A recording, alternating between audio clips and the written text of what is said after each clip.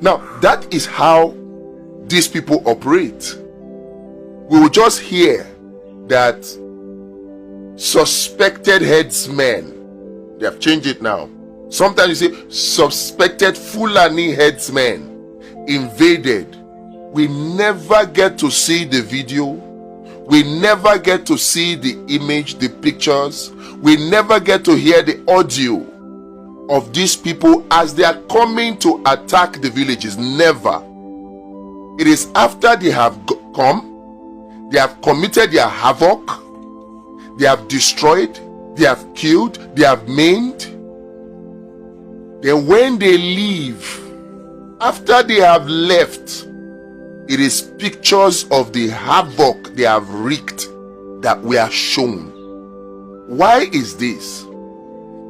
I agree that the governor may not have control over the security agency chiefs. He may not have, but he does have, because he's the chief security officer of the state. Now, let's even assume for the sake of argument that he does not have.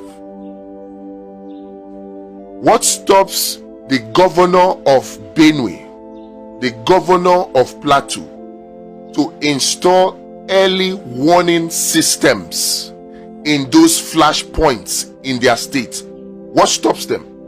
It will not cost Governor Alia 100 million naira to install early warning systems across the whole of Benue State. It will not cost him. And that is just a fraction of the security votes that he has access to every month.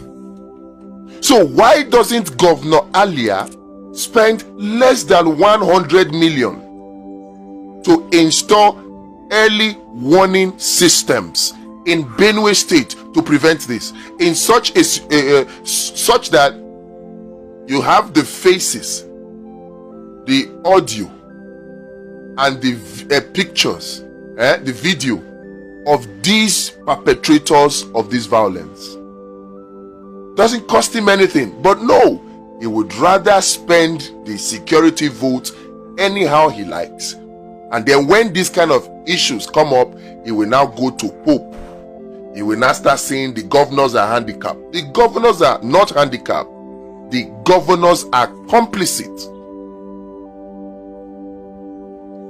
In their minds, they think it is business. They think they are making money from insecurity. You know, it has become a military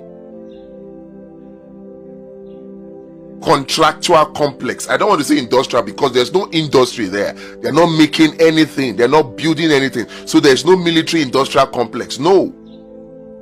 It is military politician complex, where the military share money with politicians. You think it is business. But what you don't know is that these people are using you to destroy Nigeria's food self-sufficiency and security self-sufficiency. That's what they are doing. They are achieving it. They are giving you peanuts in the process, but the greater benefit, they are plundering our resources and taking them out. So this is not about, oh, they have turned security to business. Somebody is pulling strings and telling these people not to do what they are supposed to do. And the solution is not for us to come out and be shouting. We can shout from now till thy kingdom come. We can shout from now till Jesus Christ comes back.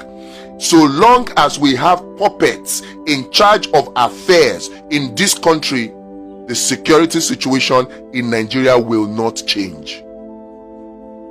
Because it is for these reasons that the puppets were installed in the first place. And guess what? The puppets are forced on us as leaders through rigged elections. So if we are thinking peace in Benue, peace in Plateau, lasting peace that can bring development, if we are truly serious that we want peace across the whole of Nigeria, we need to solve the problem of rigged elections. if we had free and fair elections, only candidates that are immune to foreign control, candidates that cannot be puppets, will be thrown up. And then when they are elected, because they know the people brought them there, not how much they spent, not how the people that helped them or backed them, once they know that it is the citizens that brought them, they will serve the people. It is not easy to stop the insecurity. All you just need to do is give the instruction, block the borders, stop the weapons from coming in. You don't need so much money to do that. Stop the weapons from coming in to Nigeria. And the people who are being used to bring these weapons in, expose them, imprison them, prosecute them. The insecurity will stop. Let us not make the mistake of thinking that the insecurity that we have is the insecurity as a result of hunger and poverty. No. This insecurity has nothing to do with hunger and poverty. This is a strategic, calculated move to destroy our food self-sufficiency and our security self-sufficiency. And it is unfortunate that we have leaders that are puppets that submit themselves to be used by foreign powers against the interest of their own country.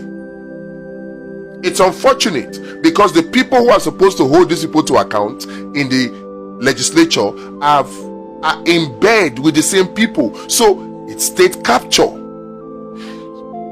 Screaming about it is not going to solve anything. The only way to solve it